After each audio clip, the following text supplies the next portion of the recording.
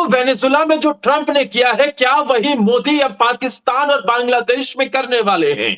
कैसे अमेरिका वाली कहानी भारत में भी लिखी गई थी, मोदी के खिलाफ भी बड़ी साजिश रची गई थी। दोस्तों, आज आपको ये बताने वाले हैं कि वेनेजुला का प्रभाव भारत पर किस तरीके का पड़ेगा और नरेंद्र मोदी की अगली तैयारी क्या है, और इसे समझाएंगे हमारे साथ जियोपॉलिटिक्स के मामले में जिनके पास बहुत नॉलेज है और उनसे ज्यादा ज्ञान इस पूरे आभा मंडल में आसपास किसी के पास मुश्किल ही होगा, क्योंकि वो टीवी डिबेट्स में शामिल होते हैं, अपने व्यूज रखते हैं। जियो पॉलिटिक्स एक्सपर्ट के मामले में रविंदर सचदेवा सर का कोई मुकाबला नहीं है। सर, बहुत बहुत स्वागत है। आज आपसे इसी को लेकर समझेंगे कि भारत पर क्या इम्पैक्ट पड़ेगा, भारत के साथ कैसे ये साजिशें रची गई और नरेंद्र मोदी ने कैसे इन सबको मिट्टी में मिलाने का काम किया। Thank you so much sir for coming and joining us. Thank you. पहली बात आदर्श जी, प्लेजर आपके साथ and thank you for a very gracious introduction. आपके और आपके व्यूअर्स को नमस्कार। वेनेजुला में जो हुआ भारत पे क्या असर पड़ेगा लगाते हैं, क्योंकि वेनेजुला में जो हुआ वो अकेले में ही एक अद्भुत डेवलपमेंट है, अनप्रेसिडेंटेड है, हिस्टोरिक है, इस तरह के जो भी आप शब्द यूज कर लीजिए। पहली बार दुनिया में मॉडर्न हिस्ट्री में एक सिटिंग प्रेसिडेंट को उसी के देश में, उसी के एयरबेस में जहां वो रह रहा है पूरी सिक्योरिटी में, आकर के दबोच के निकाल के ले गए। तो एक तो है yes, from a military point of view, execution point of view बहुत ही एफिशिएंट और मास्टरफुल एक्ट था। पर इस मिलिट्री एक्ट के अलावा और इसके पीछे बहुत सारी चीजें और हैं। इस मिलिट्री एक्ट का भी, अभी हम बाकी और आते हैं, मिलिट्री एक्ट का भी जो सक्सेस है काफी हद तक वो ड्रिवन है ऑल्सो कि on the ground inside Venezuelan forces, American intelligence वगैरह ने कुछ लोगों को खरीद लिया या बिक गए वो लोग, क्योंकि जो ऑन ग्राउंड इंफॉर्मेशन होती है वो अहम है कि किस कमरे में है, कहां है। इन्होंने यहां तक करा और उनके जनरल ने भी बोला हमें ये पता था कि इसके पेट्स का क्या नाम है, क्या खाता है, कब खाता है, कौन से कपड़े पहनता है, कहना होते हैं। तो आप इलेक्ट्रॉनिक्स से तो काफी कुछ गैदर कर सकते हैं, पर ये सारी चीजें आप इलेक्ट्रॉनिक सर्वेलेंस जितने भी एडवांस हो नहीं कर सकते। और ये पैटर्न हमने, बाय द वे, और इंडिया के लिए भी लेसन है बहुत बड़ा ये पैटर्न हमने देखा है। ईरान में भी ऐसी हुआ। ईरान में जो इजराइल का सक्सेस रहा, न्यूक्लियर साइंटिस्ट मार दिए, ये मार दिए, वो मार दिए, हमास के चीफ को, हमास के चीफ को ही ना, हाँ, मार दिया। वो भी सक्सेस टेक्नोलॉजी तो है ही है, उसके अलावा ऑन ग्राउंड इनसाइडर इंफॉर्मेशन ने रोल प्ले किया। मोसाद ने ईरान के अंदर बहुत लोगों को अगेन खरीद रखा है या ब्लैकमेल करके अपनी तरफ करा है या जैसे भी करा है, या वो लोग ईरानियन रिजीम के खिलाफ हैं, राइट, उनको टैप करके इंफॉर्मेशन कलेक्ट करी। सिमिलरली इजराइल ने जो हिजबुल्लाह के साथ करा, जो उड़ाता गया, पेजर अटैक से छोड़िए, बट हिजबुल्लाह के चुन चुन के एक एक के जो निकालता है, ऑन ग्राउंड इंफॉर्मेशन अहम होती है। वेनेजुला में भी यही हुआ, जो इन्होंने अटैक किया, प्रिसीजन किया, ऑन ग्राउंड इंफॉर्मेशन। तो इंडिया के लिए लेसन, ऐसा कभी होगा नहीं इंडिया के साथ, इम्पॉसिबल है हमारे साथ इस तरह का कुछ होना कि कोई अटैक करके जरूरत करे यहां पर इस तरह की। बट फिर भी हमारे लिए लेसन है कि हमारी सिक्योरिटी फोर्सेस को या हमारे लीडर्स को, उनकी जो सिक्योरिटी डिजाइन है जो उनके आसपास है, बहुत क्लियर रहनी चाहिए। हमें भारत को हम कहते हैं खतरा है। देखिए, जो चिल्ला चिल्ला करके या टीवी स्टूडियोज में या रैली करके प्रेस कॉन्फ्रेंस में हमारी सरकार को जो भी कहें, वो एक अलग कैटेगरी के लोग हैं। जो खतरा है वो होता है जो सरकार के अंदर लोग हैं, ऑफिशियल्स हैं, चुप हैं, बोलते कुछ नहीं है, बट एक तरह के मान लीजिए स्लीपर सेल्स हैं। तो हमारे को ये बहुत बड़ा लेसन है, आई थिंक, केवल हमको ही नहीं, पूरे दुनिया भर के लीडर्स को, कि अपने सिक्योरिटी रिंग्स में कैसे आप मिनिमाइज करो। सो ये रहा मिलिट्री पार्ट का। दूसरा, अमेरिका ने जो करा, यस, अमेरिका का अब ये मानना और कहना है कि मेरे बैकयार्ड में कोई भी देश लेफ्टिस्ट, सोशलिस्ट विचारधारा का और एंटी अमेरिका, एंटी इंपीरियलिज्म की बात ही ना करे। पूरे हमारे वेस्टर्न हेमिस्फीयर कह रहे हैं बार बार उसको, ये ओके। और मदुरो से, खासकर वेनेजुला से इनकी जो थी रंजिश है थी, वो दो कारण ऑब्वियस कहते हैं, फिर तीसरा सबको पता है, अमेरिका खुद मान रहा है, ट्रंप खुद कह रहा है। हाँ, पहला तो ये कि वेनेजुएला से कोकेन आती है अमेरिका में, जिससे अमेरिकन लोगों की जानें जाती हैं, ये वो ड्रग, राइट। हालांकि वेनेजुएला से कोकेन केवल 10% जाती है जितनी अमेरिका में जाती है, ज्यादा कोकेन जाती है कोलंबिया से और एरिया से, बट वेनेजुएला को। तो एक है कोकेन और फेंटनिल, जहां से भी आ रहा है, फेंटनिल आ रहा है अमेरिका के अंदर, भेजा जा रहा है ड्रग गैंग्स द्वारा। एक वो हो गया, जिसका इन्होंने मदुरो को बना रखा है कि ये कार्टेल है और मदुरो उस कार्टेल का लीडर है इनके हिसाब से। दूसरी प्रॉब्लम अमेरिका को वेनेजुएला से ये है थी कि यहाँ से इमिग्रेशन बहुत होती है, इलीगल आते हैं हमारे देश में, और काफी सारे ऐसे हैं जो क्रिमिनल गैंग्स हैं जो अमेरिका में आके गैंग वॉर्स करते हैं। उसमें भी कुछ तथ्य है, कुछ वेनेजुएलन गैंग्स हैं, बट क्या उनको मदुरो कंट्रोल करता है, वो पॉइंट है ना। बट इन्होंने वो भी मदुरो के उस पे रखा। देन तीसरा है लेफ्टिस्ट विचारधारा, एंटी अमेरिका, ये बिल्कुल नहीं चाहते। और आप देखिए जो अमेरिका का जो मिलिट्री अटैक हुआ उसमें इन्होंने यस स्ट्रेटेजिक एसेट्स पे बॉम्बिंग वगैरह करी, इनके पास बहुत प्रिसिजन बॉम्ब्स हैं। इन्होंने चावेज, जो वेनेजुएला का मदुरो से पहले प्रेसिडेंट था और जो वेनेजुएला की सोशलिस्ट मूवमेंट का हीरो माना जाता है, जिसको सारा देश, मदुरो भी उसी का चेला है, राइट। उसकी 2013 में डेथ हुई थी, उसके बाद मदुरो बना। उसकी एक मॉन्यूमेंट है सेंट्रल कराकास में, उसको ब्लास्ट कर दिया कि भाई इस देश के अंदर कोई सोशलिज्म लेफ्टिज्म की विचारधारा का सिंबॉलिक खात्मा। तो ये तो उस तरह की चीजें हो गई। अब जो बेसिस है ऑल्सो इक्वल बेसिस है ऑयल। वेनेजुएला दुनिया का सबसे बड़ा रिजर्व है ऑयल का, प्रोड्यूस नहीं करता क्योंकि बड़े सालों से इन्वेस्टमेंट नहीं हुई, पुरानी रिग्स हैं ऑयल की, ये वो, और सैंक्शंस हैं, पर रिजर्व उसके पास सबसे ज्यादा है, करीब 300 बिलियन बैरल्स कहता है। ओके, सऊदी अरेबिया के पास रिजर्व जो है 275 है, इसके पास सऊदी से ज्यादा है, रशिया से ज्यादा है, अमेरिका से ज्यादा है, सबसे ज्यादा 300। तो चावेज के आने से पहले 2098 में, उससे पहले वेनेजुएला और अमेरिका के रिश्ते ठीक ठाक थे। हालांकि वेनेजुएला की सरकारों ने अपनी ऑयल इंडस्ट्री को नेशनलाइज कर लिया था, पर चावेज के आने के बाद रिश्ते बहुत बिगड़े क्योंकि वो सोशलिज्म एंड टेम्परलिज्म पे पूरा है। उसके हिसाब से अमेरिका डेविल है इनके हिसाब से। तो ऑयल की रिजर्व्स बहुत बड़ा फैक्टर है ऑल्सो इस पूरी स्ट्रैटेजी में वेनेजुएला को लेकर के। तो ये मोटे मोटे ओवरऑल कारण थे जो अमेरिका ने जिस कारण किया। और अमेरिका इसको दिखा रहा है, ये नहीं कह रहा कि अटैक किया हमने, अमेरिका कह रहा है ये लॉ इन्फोर्समेंट का एक्शन है। ओके, क्योंकि ये ड्रग क्रिमिनल है, लॉ इन्फोर्समेंट का एक्शन है, supported by department of war. America ने बाय द वे अपने डिपार्टमेंट ऑफ डिफेंस को, डोनाल्ड ट्रंप ने नाम बदल दिया, उन्होंने उसका नाम कर दिया डिपार्टमेंट ऑफ वॉर। बड़ी अजीबोगरीब चीज है। तो अमेरिका ये कह रहा है कि जो किडनैप करने भी गए उस समय डेल्टा फोर्स थी इनकी, जो स्पेशल फोर्सेस हैं, उनके साथ ड्रग एनफोर्समेंट एजेंसी जो डीईए है इनकी, लॉ एनफोर्समेंट, उसके भी ऑफिशियल्स थे। और उन्होंने जब अरेस्ट करते हैं अमेरिका में, ये प्रोसेस है कि उसको प्रिजनर को जैसी हथकड़ी लगाते हैं उसको उसके राइट्स सुना देते, तेरे ये राइट्स हैं, अब हम तेरे को इसलिए अरेस्ट कर रहे हैं। तो वो करा गया, उसको सुनाया गया कि तुझे किस लिए अरेस्ट कर रहे हैं, रिकॉर्ड किया गया ताकि ये बताया जाए कि ये तो पुलिस का एक्शन इतना सामान्य है और ये वॉर नहीं है। और ये केस पूरा उसी तरह से न्यूयॉर्क में अब चलेगा। एक और इंटरेस्टिंग चीज है, मे भी दर्शकों के लिए हमारे आपके, कि मदुरो को ही नहीं उसकी वाइफ को भी किडनैप किया गया। मदुरो की वाइफ अपने आप में एक बहुत ही अकम्प्लिश्ड लॉयर है, पॉलिटिकल लीडर है। अपनी शादी से पहले ही वो अच्छी प्रोमिनेंट लीडर थी और 2 बार वो एमपी है, अभी मेंबर पार्लियामेंट है। और ये कहा जाता है कि मदुरो के पीछे दिमाग इसका है। मदुरो का बैकग्राउंड तो ये बस ड्राइवर था, फिर ट्रेड यूनियन, बस ड्राइवर्स की यूनियन का लीडर बना, ये वैसे आया ऊपर। ये लॉयर थी और लॉयर बन के फिर ये इसमें आई पॉलिटिक्स में। तो उसको भी ले गए क्योंकि इनको ये था कि अगर ये यहाँ रह जाएगी तो ये मदुरो को फेवर में देश के अंदर मोबिलाइजेशन करेगी ओपिनियन। तो इसी कारण इन दोनों को उठा के ले गए। तो ये रहा बैकग्राउंड फिलहाल की जो ऑपरेशन का है। हाँ।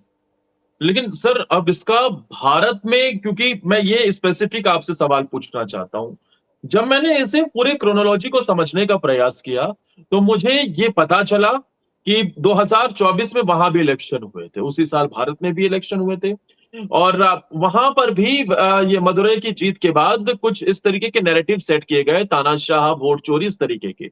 साउथ एशिया में, पाकिस्तान में तानाशाही से लेकर बाकी आरोपों को लेकर इमरान खान को सत्ता से बेदखल, बांग्लादेश में शेख हसीना के साथ कुछ ऐसा ही हुआ, श्रीलंका में भी कुछ ऐसा ही नैरेटिव गढ़ा गया और भारत में, नेपाल में घटना के बाद जेएनयू को भड़काने की खूब कोशिश इसी नैरेटिव पर की गई है। लेकिन जो साजिशें रची गई हैं, क्या वेनेजुला वाली जो हरकत थी वो ऐसा ही कुछ भारत में भी करने का प्रयास हुआ, लेकिन वो भारत में सफल नहीं हो पाया? क्या विदेशी ताकतों के जरिए से ही उन मुद्दों को भुनाने का प्रयास, आभा मंडल क्रिएट किया गया था? अदर जी, मेरे को इतना ऐसे नहीं दिखता। मेरे को जो लगता है, डेफिनेटली एक तो हमें पता है अमेरिका दुनिया भर में अपनी मर्जी चलाता है, चलाना चाहता है। पिछले 100 वर्षों में, 90 वर्षों में अमेरिका ने बहुत दुनिया के लीडर्स को असैसिनेट करा है, मरवाया है, उनकी रेजिम्स को गिरवाया है। विदाउट डाउट अमेरिका सब वो करता है और कल तो मदुरो को कर दिया इन्होंने लेटेस्ट और एक बड़े भयानक रूप से।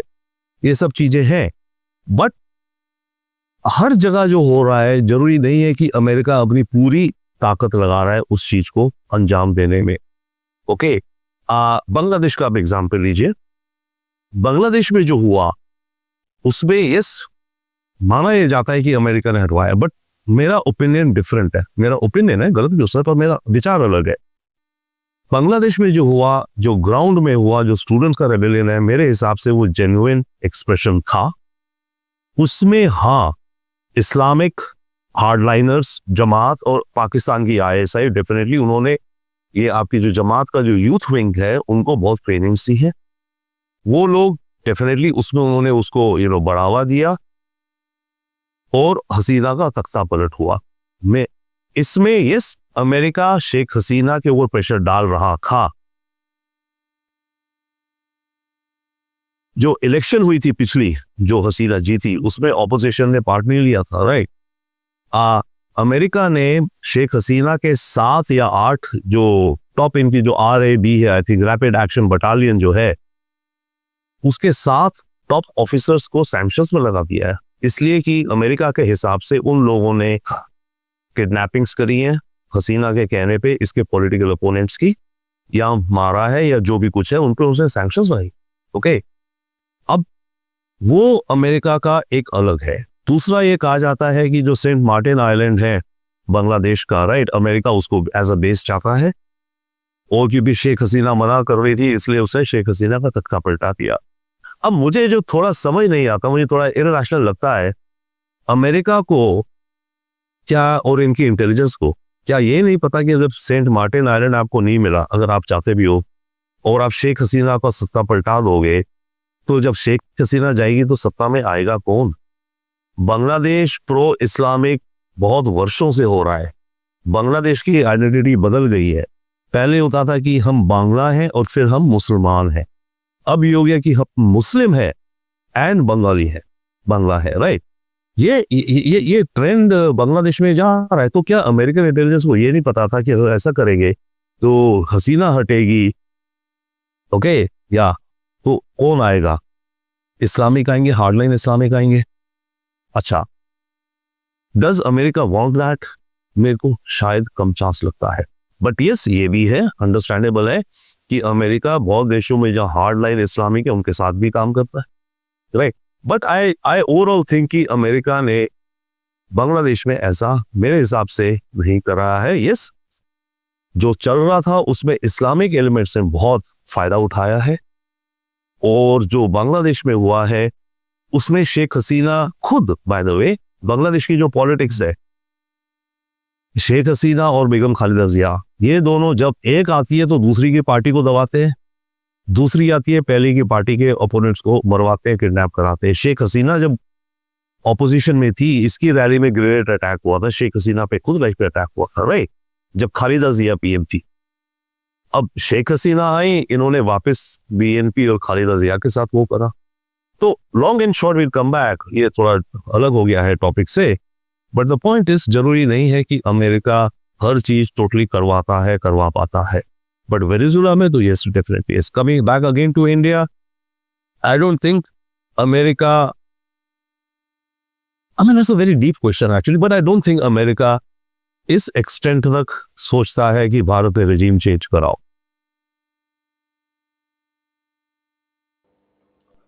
तो पीछे के रास्ते से ये जॉर्ज सोरोस के जरिए से क्या जो भी कोशिशें हुई वो आपको लगता है कि वो सिर्फ हवा बनाई गई, ऐसा कुछ नहीं था? दो चीजें हैं शो। जॉर्ज सोरोस, उसकी आइडियोलॉजी क्लियर कट है, लेफ्ट है, सोशलिस्ट है वो, राइट, दैट्स ओके। उसकी उसकी फिलॉसफी है और उसको वो प्रमोट करता है। यस, जो लोग उस फिलॉसफी के होते हैं उनको सपोर्ट करता है, including with funds and all. तो पहली बात तो है कि क्या दुनिया में लेफ्ट फिलॉसफी क्या क्रिमिनल चीज है? अगर आप लेफ्ट विचार रखें, क्या क्रिमिनल बात है? नहीं ना। या आप राइट के विचार रखें, आप लेफ्ट रखें, राइट रखें, नॉर्थ रखें, साउथ रखें, जो विचार रखें इज ओके। ओके, सोसाइटी को जो ज्यादा विचार पसंद है, जिस डायरेक्शन में देश को ले जाना चाहते हैं ज्यादा लोग, उस तरह जाएगा। बट हाँ, लेफ्ट में भी अगर क्रिमिनल टाइप इंटेंट है वो तो बिल्कुल गलत है, टोटली राइट। तो सोरोस पे आए, अगर सोरोस यस लेफ्ट है, सोशलिस्ट है। हाँ, सोरोस कुछ देशों में यस ज्यादा इंटरवीन करता है और कोशिश करता है कि डेमोक्रेटिक उसके हिसाब से जो सोशलिस्ट फोर्सेस जीते। अमेरिका के अंदर भी उसने और उसके बेटे ने, राइट, अब उसका बेटा ज्यादा एक्टिव है, इन्होंने बाइडेन और डेमोक्रेट्स को मेजर सपोर्ट करने करा और प्रयास किया ट्रंप के अगेंस्ट। ठीक है, वो उनकी पॉलिटिक्स है। इंडिया में जो सोरोस फाउंडेशन रिलेटेड फंडिंग है, यस, टिपिकली ये जो आ रही है ये लेफ्ट सोशलिस्ट विचार वालों के फाउंडेशंस या ट्रस्ट को आ रही है। अब उसमें क्या एंटी गवर्नमेंट विचार है? यस, कुछ है, कुछ हो सकते हैं, कुछ है, क्योंकि उनका एजेंडा ही वो है कि सोशलिज्म को प्रमोट करना है, लेफ्ट को प्रमोट करना है। But in an overall sense, okay, it's concluding.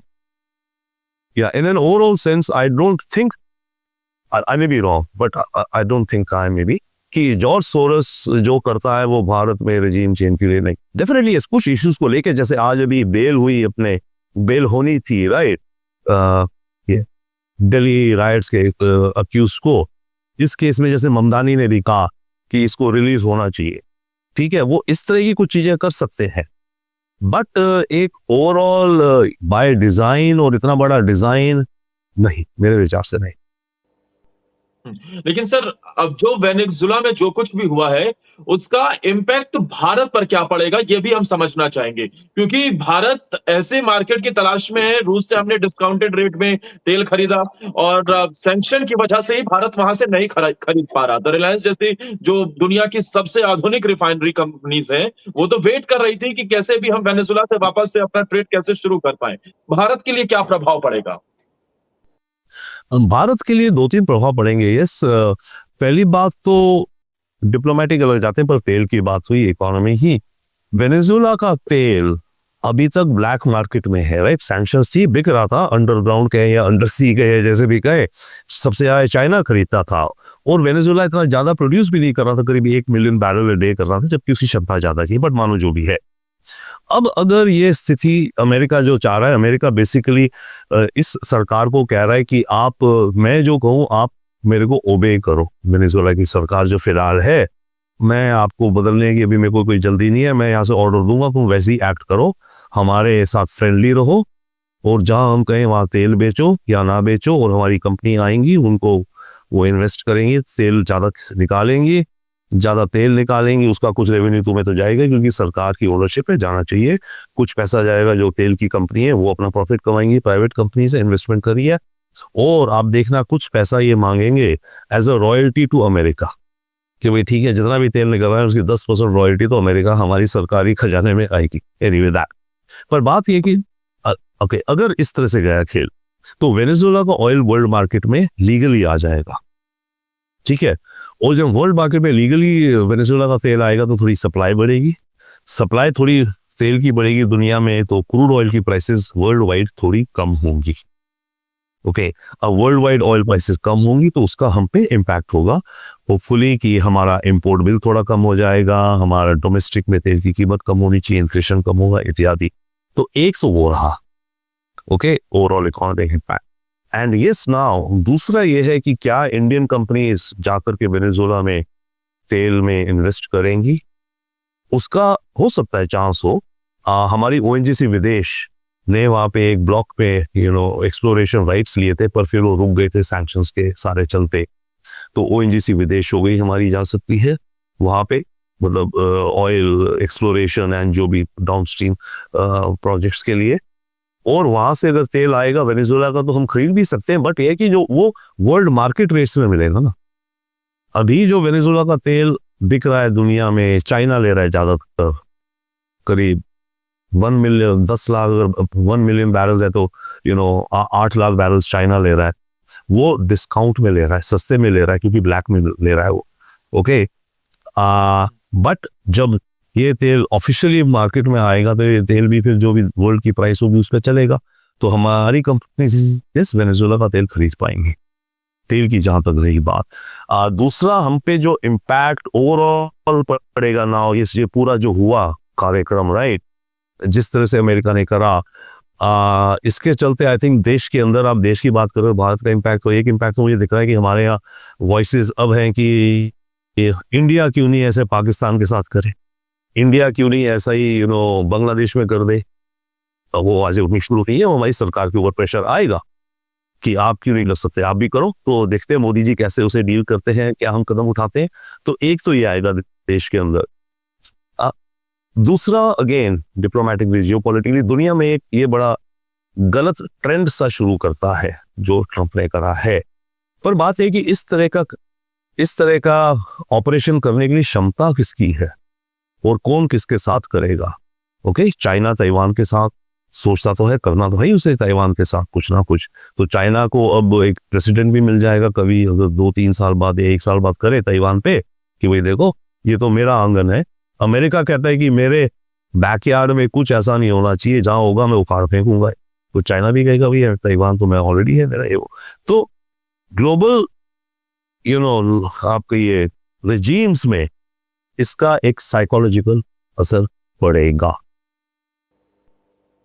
Sir, जिस बात का आप जिक्र कर रहे हैं, भारत में इस तरीके की आवाजें उठ रही हैं, क्या ये पॉसिबल है भारत के लिए? क्योंकि अभी कुछ नेताओं ने ये तक कह दिया कि जब अमेरिका एक देश के राष्ट्रपति को उठा सकता है, तो क्या हम देश के सबसे बड़े दुश्मन मसूद अजहर या फिर बांग्लादेश में जो भी कुछ हो रहा है हिंदुओं के साथ, क्या उन्हें हम नहीं उठा सकते हैं? आप जरा मुझे बताइए, ये जो बातें हो रही हैं, इसमें भारत क्या ऐसा कर सकता है, और क्या मोदी वो करके दिखा भी सकते हैं आने वाले कुछ दिनों में, या फिर क्या जो चीजें हो रही हैं इसे लेकर आपका क्या कहेंगे? देखिए, वन बाय वन अलग चलते हैं। पाकिस्तान में जो है, जो हमारे आतंकी बैठे हैं जो हमारे खिलाफ, जिनका अप्रूवल है हमारे को पता है। बांग्लादेश का अलग रखिए अभी, पहले पाकिस्तान। क्या भारत ऐसा कर सकता है? मेरे विचार से हाँ, कर सकता है। I think we have technical capabilities. Okay, technical capability में सारी आ जाती है, इस तरह का चुपचाप करके हम ऑपरेशन कर सकते हैं।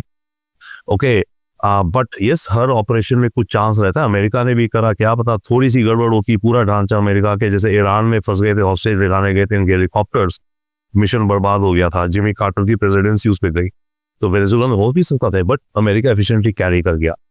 तो हमारे पास भी आते हैं इनफ टेक्नोलॉजीज, वेपन्स और ये सारी चीजें हैं इस तरह की किसी ऑपरेशन को अंजाम देने की। And also I do think, जो मैं पहले पॉइंट कह रहा था कि ऑन द ग्राउंड इंफॉर्मेशन सबसे अहम होती है, तो मेरे ख्याल से हमारे पास ऑन द ग्राउंड वाली इंफॉर्मेशन भी है रिगार्डिंग इन इंडिविजुअल्स को। तो भारत टेक्निकली स्पीकिंग यस कर सकता है। क्वेश्चन ये आता है पॉलिटिकल डिसीजन, कैन और विल द गवर्नमेंट डिसाइड। अब ऑब्वियसली यस, सही बात है, प्रेसिडेंट बन गया है वर्ल्ड अफेयर्स में। इससे पहले भी ओसामा बिन लादेन को मारा था अमेरिका ने पाकिस्तान में जाके, राइट। अब ये मदुरो को कर किडनैप। तो आई थिंक प्रेसिडेंट तो बन गया है, और हमारे पास कैपेबिलिटी भी है। Okay, at the same time हमें ये ध्यान रखना चाहिए, कैपेबिलिटी हमारी जितनी है, और हम मानते हैं, कहते हैं कि हम नंबर 1 गोल्डन है, पाकिस्तान भी हमसे मतलब कोई बहुत ज्यादा पीछे नहीं है टेक्नोलॉजी वाइज, राइट। ऐसा नहीं है कि हम 100 हैं तो वो 0 है, हम 100 हैं तो पाकिस्तान भी 40-50% हमारे लेवल पे आता है इन टेक्नोलॉजी वाइज, राइट, कुछ चीजों की। तो अमेरिका और वेनेजुएला में जो पावर डिफरेंस था वो हमारा और पाकिस्तान का पावर डिफरेंस नहीं है। ऑनेस्टली सिंपल फैक्ट है, you know it right. But ये जो सर्जिकल ऑपरेशन है क्लिनिकल इस तरह की करना, चुपचाप कर देना, प्लान कर देना, इस तरह के एयरक्राफ्ट होना, स्टेल्थ एयरक्राफ्ट होना, पहुंच जाना, ये सारी चीजें हम शायद कर सकते हैं, बट डिसीजन पॉलिटिकल होगा। एक और जो डिफरेंस है मदुरो जैसे किया गया, अमेरिका ने जो अपने हेलीकॉप्टर और एयरक्राफ्ट भेजे स्टेल्थ थे, और वेनेजुएला के पास जो एयर डिफेंस सिस्टम है वो S-300 है, जो लाइन ऑफ साइट पे चलता है, वो पहाड़ों के पीछे नहीं देख सकता, राइट। वेनेजुएला और काराकास का ले ऐसे कि पहाड़ी एरियाज है, तो अमेरिकन प्लेन्स की जो स्टेल्थ टेक्नोलॉजी है, पहाड़ों से पीछे आके सडनली वो वेनेजुएला काराकास में एक तरह से प्रकट हुए एंड लोगों को लगा लो फ्लाइंग एरोप्लेन्स, तो वो एडवांटेज था अमेरिका को ज्योग्राफी का, वो हमारे पास पाकिस्तान में नहीं होगा ना, डिपेंड करेगा कहाँ है। हमें अगर 200 मील अंदर जाना है पाकिस्तान के प्लेन स्काइज से, तो हम क्या पाकिस्तान की एयर डिफेंस को पेनिट्रेट कर जाएंगे। एक और चीज हुई वेनेजुएला में, उनकी एयर डिफेंस से कुछ भी एक्ट नहीं करा, तो या तो जैम भी कर देगी इलेक्ट्रोमैग्नेटिक मेथड से, इलेक्ट्रॉनिक वॉरफेयर से। वो टेक्नोलॉजीज हमारे पास किस लेवल की हैं वो I am not very sure, but I think we would have, but इतनी एडवांस नहीं होंगी वहां पर जितनी अमेरिका के पास है। तो कुछ डिफरेंसेस भी हैं कैपेबिलिटीज में, बट ऑन द होल देखा जाए तो आई थिंक हम इस चीज को अंजाम दे सकते हैं। और सर आप बांग्लादेश के साथ भारत अभी चाहेगा भी नहीं, क्योंकि ऑलरेडी वहां पर इलेक्शन है, और फिर उसी दौरान हो सकता है कि कुछ खेल देखने को मिले, लेकिन ऐसा कि वहां जाके अटैक कुछ किया जाए, ऐसा तो भारत मेरे ख्याल से नहीं सोच रहा होगा। नहीं सोच, आई डोंट थिंक सोचे, और सोचना भी नहीं चाहिए मेरे ख्याल से। बातें हो रही, मैं देख रहा था, कोई कह रहा है हम चिटागोंग क्यों नहीं ले लेते, कोई कह रहा है चिकन से 25 किलोमीटर है, 20 किलोमीटर और उसे चौड़ा कर दो। I think we can not, we should not, we will not. ये मिलिट्री एडवेंचरिज्म हो जाएगा। और देखिए आप दुनिया भर में जितनी जंग होती हैं, इजराइल जो सुपर पावर माना जाता है, बिलियंस हैं, बॉम्ब्स हैं, सब कुछ है। गाजा मात्र 20 किलोमीटर बाय 20 किलोमीटर है, आपके दर्शकों को आपको याद दिला दूं, 20 किलोमीटर बाय 20 किलोमीटर गाजा है। उसको पूरी की पूरी इजराइल की शक्ति, American satellite support, bomb support, ये इंटेलिजेंस बैंड अभी तक गाजा को नहीं कंट्रोल कर पाए। कंट्रोल क्या, अभी तक वहां से हमास को नहीं निकाल पाए। रशिया सुपर पावर, भाई सुपर पावर था, हाँ देखो यूक्रेन में फंसा पड़ा है। कीव तक जाने के लिए 60 किलोमीटर की लाइन लगाई पीछे। तो लैंड बेस्ड वॉर्स में ये अज्यूम करना कि हम जा करके ऑक्यूपाई कर लेंगे और फिर उसको ऑक्यूपाई करेंगे क्या हम, अव्वल पर लैंड बेस में हम वो करेंगे। तो अभी तो वॉर्स जो हो रही हैं आसपास हमारी, सब दिखाती है कि इसमें फायदा तो क्या नुकसान ही होता है शायद। तो हमें इस तरह का शायद हम नहीं करेंगे, अनलेस आन पड़ता है तो फिर तो करेंगे, फिर कुआर या पार करेंगे, करो। और सर लेकिन एक सवाल जरूर हर किसी के जहन में है कि अमेरिका जो चाहता है वो कर लेता है। अमेरिका की नजर तेल पर पड़ी थी वेनेजुएला की, तो वहां के राष्ट्रपति को उठवा लिया। लेकिन अगर दूसरा देश किसी पर किसी तरीके की कोशिशें भी करता है, चाहे वो जिसकी कोई भी कारण रहा हो, क्योंकि यहाँ तो सब तेल का एक मेन रीजन था। दूसरा अगर कोई देश किसी दूसरे देश को परेशान करता है, तब भी अगर वो बदला लेने के लिए या फिर वहां कुछ कोशिशें करता है, तो अमेरिका सैंक्शन लगाने लग जाता है, अमेरिका अपोजिट वाले के पक्ष में जाकर खड़ा हो जाता है। तो क्या अमेरिका जैसा चाहेगा वैसा ही पूरी दुनिया में चलता रहेगा? आज की डेट पे सवाल तो ये उठ रहा है। बिल्कुल, अमेरिका चाहता तो यही है, जैसे मैं चाहूंगा वैसे दुनिया चले। जैसे मैं आपको वेनेजुएला का बता रहा था, ट्रंप ये कह रहा है ठीक है जो भी तुम हो तुम रह लो, वाइस प्रेसिडेंट को बोला तुम प्रेसिडेंट बन जाओ, पर तुम ओबे हमें करोगे। हमने ब्लॉकेड कर दिया तुम्हें, समुद्र से भी, लैंड से भी, एयर से भी, मतलब सी से कोई तुम्हें शिपमेंट वेपन्स वगैरह नहीं आ सकेंगे, समुद्र से तुम ना ऑयल नहीं बेच सकोगे, तुम जो हम बोलेंगे तुम वो करोगे। अदरवाइज ये जो रॉड्रिगेज है हम तुम्हें भी मार देंगे, राइट। तो अमेरिका यस उसमें है, इस सरकार के टर्म में डेफिनेटली यस। अभी तक इतना नहीं था अमेरिका, ट्रंप ने आके ये फॉरेन पॉलिसी का बहुत ही क्लियर कट पैराडाइम है इनका कि जैसे हम चाहते हैं वैसे आप करोगे, नहीं तो ओके। और बाय द वे ट्रम्प की वार्निंग्स जो हैं, हमें ये नहीं समझना चाहिए कि ये बोलता रहता है, इसको सीरियसली लेनी चाहिए आपको हमको ब्रिटिश को भी, सबको। ओके, बात अलग है कि उसने आज कुछ वार्निंग दे दी, उसने कुछ करा नहीं, पर 6 महीने बाद ये उसी रिकॉर्ड पे वापस से आ जाता है। ओके, तो सॉरी, सो अमेरिका ये बट ये भी है कि अमेरिका जो चाहता है जरूरी नहीं कि वो हो, पावर है अमेरिका पे, पर उस चीज को परमानेंट चेंज कर पाना नहीं अमेरिका कर पाता। गाजा में वो चाह रहा है, नहीं कर पा रहा। ईरान में वो चाह रहा है, ठीक है काफी कर दिया, पर ये तो नहीं हुआ ना, ईरान पूरा बदल गया, राइट। नॉर्थ कोरिया तो पूरा नहीं भी कर पाता है, बट यस अमेरिका काफी कुछ करता है और अमेरिका सुपर पावर है। अमेरिका ये सोचता है अब ट्रम्प की भाई 100 साल से इकट्ठा करते करते हम दुनिया की सबसे भारी भरकम इकोनॉमी और पैसा है हम पे, चाहे उनका डेट अलग है वो अलग रखिए, हमारे पास मिलिट्री है सबसे एडवांस, सबसे लीथल, घातक। इसको हम इस्तेमाल नहीं करेंगे तो क्या करेंगे? इसे फर्नीचर बना के रखेंगे हम क्या? ट्रम्प का सोचना ये है कि मैं अपनी पावर यूज कर सकता हूँ, उसमें ट्रुथ है, उसके कंपैरिजन की कोई पावर नहीं है एक तरह से। हाँ, चाइना और रशिया लिमिट्स भी है। अब ये दूसरों को यस क्रिटिसाइज करता है, जो एक्ट करें अपने फिल्टर से, जो भी फिल्टर ये बनाते हैं अपने माइंड का, उस तरह से ये उस पर कॉमेंट करते हैं या चाहते हैं कि वो देश ऐसे चले। सर, अब वेनेजुएला में जो चीजें हुई, मैंने 2 खबरें पढ़ी। तो एक ये कि रसिया ने भी पहले ना कहीं ये कहा था कि हम वेनेजुएला के साथ रहेंगे। दूसरा ये कि चीन के साथ वहां के मदुरई की फोटो भी कुछ दिन पहले की ही शायद वो डेलीगेशन से मुलाकात की थी कि भैया हम आपका साथ देंगे। तो ऐसे मुश्किल समय में न चीन साथ आया न रूस ने साथ दिया। क्या रीजन लगता है? क्या पहले ही कोई चिट हो गई होगी पर्दे के पीछे से कि भैया आप यूक्रेन में दखलंदाजी करना बंद कर दो, कम कर दो, और आपको वेनेजुएला से करना है, हम वेनेजुएला में कम कर देते हैं पुतिन के साथ। क्या आपको लगता है कि जो बड़े देश है तो अमेरिका के विरोधी वो सपोर्ट पे आ रहे थे, फिर वो पीछे पड़ जाते हैं? Great question. पर बात है जो भी देश सपोर्ट कहते थे वो इन रियलिटी नहीं कर सकते हैं। रशिया क्या अमेरिका से लड़ेगा इस बात को लेकर के? रशिया अमेरिका में मिसाइल कैसे मदद करेगा वेनेजुएला की? Russia military. चाइना कैसे मदद करेगा? चाइना ने कहा यस हम आपके ऑल वेदर फ्रेंड्स हैं इत्यादि, बट चाइना कैसे करेगा? अनलेस अगर करेगा तो फिर अमेरिका से कॉन्फ्लिक्ट है, और कोई देश अमेरिका से किसी दूसरे के लिए लड़ना नहीं चाहता। अपने में आप आन पड़े तो लड़ने को तो लड़ेंगे, पर किसी दूसरे के लिए लड़ नहीं सकता। तो इसके चलते इनफैक्ट यस रशिया को आप अलग रखिए, बट चाइना की आई थिंक प्रेस्टीज को भी नुकसान पहुंचेगा कि आप कहते तो हैं बहुत देशों के साथ कि हम आपके साथ अच्छे दोस्त हैं ये वो, पर जब वक्त जरूरत पड़ती है या उनको, तो आप मदद किस तरह से करते हो? चाइना वेपन्स भेज देगा थोड़े चलिए, उसके अलावा चाइना कोई मदद नहीं कर सकता कंपेयर टू अमेरिका। ये कि वेनेजुएला को बीच में फंसा दिया गया कि पहले हम आपके साथ खड़े हैं, आपके साथ एक हाथ हमने पकड़ रखा है, दूसरा हाथ हमने पकड़ रखा है, बाद में जब मुसीबत आई दोनों हाथ खोलकर भाग गए, और यही स्थिति वेनेजुएला के साथ हो गई, जिसके चलते कहीं ना कहीं अमेरिका ने अपने लिंकन को अंजाम दिया। जो इन्फॉर्मेशन आपने पहुंचाई है बहुत इंपॉर्टेंट इन्फॉर्मेशन थी।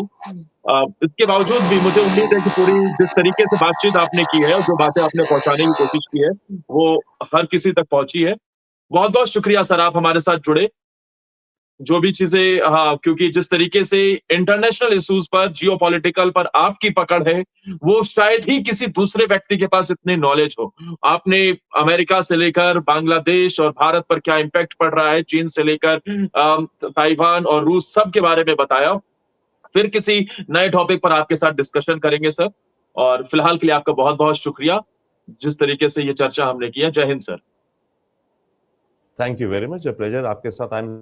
एंड सेकेंडली जो डिस्कशन थी ना, कई टॉपिक्स हमने बहुत अहम रेज करे, हम इंडिया क्या कर सकता है क्या नहीं। आई थिंक इस पे हमें सोच समझ के रुक के डिसीजन या सोचना चाहिए। हमें रैश होकर के नहीं जी, गलत जोश में नहीं जाना चाहिए, मेरा ये मानना। हमें चीजों को कैलकुलेट करना चाहिए, हमें लॉन्ग टर्म गेन के लिए हमें अपने देश के अंदर डिस्टर्बेंस कम से कम होनी है, ताकि हमारी इकोनॉमिक, जॉब और हमारी क्षमता बढ़े। चाइनीज एक सेइंग है, मैं लास्टली कहूंगा, ये सेइंग है कि लड़ाई में तभी घुसो जब आपको पता हो कि मैं ये लड़ाई जीतूंगा। उससे पहले अपने को तैयार करो, ठीक है? उससे पहले अपने को तैयार कर से रोपर लड़ाई तब शुरू करो जब तुम 100% श्योर होगी लड़ाई तो मैं ही जीतूंगा। तो उस कगार पे हमें अपने को लाना है, इकोनॉमिकली, टेक्नोलॉजिकली, आत्मनिर्भरता से। हम कहीं लड़ जाए और पीछे से हमारा सप्लाई कहाँ से आ रहा है? अमेरिकन हैं, वो हमें सैंक्शन कर दे तो हमारे मिसाइल हमारे पास बचेंगे, राइट? या जो भी रशिया बंद कर दे हमारा सप्लाई पीछे से, नहीं करेगा। बट हमें वो सब चीजें फैक्टर करनी है, 100% हमें अपनी कैपेबिलिटी बना रही है, मेरा ये मानना है। और इन द मीनवाइल अगर कोई हम पे फोर्स करता है तो पूछो आर पार। Thank you, a pleasure. Thank you sir, thank you. दोस्तों, रविंदर सचदेवा सर के साथ अगर हमारी ये डिस्कशन आपको अच्छी लगी हो, देश की बात में फिर एक नए गेस्ट के साथ मुलाकात करेंगे। अगर आपको ये बातचीत अच्छी लगी हो तो आप कमेंट सेक्शन में जरूर बताना, क्या भारत अब पाकिस्तान में या फिर बांग्लादेश के अंदर ऐसी कार्रवाई कर सकता है? क्या नरेंद्र मोदी को वो कार्रवाई करनी चाहिए? क्या मसूद अजहर या फिर मुनीर जैसे लोगों को उठाकर भारत ले आना चाहिए और यहाँ उल्टा टांग देना चाहिए? अपनी राय कमेंट सेक्शन में जरूर दीजिएगा। वीडियो पसंद आई हो तो प्लीज इसे लाइक करते हुए चैनल सब्सक्राइब कर लीजिएगा। फिर एक नई चर्चा में शामिल होंगे, नई बात करेंगे, देश की बात में एक नई चर्चा, एक नए मेहमान के साथ। शुक्रिया।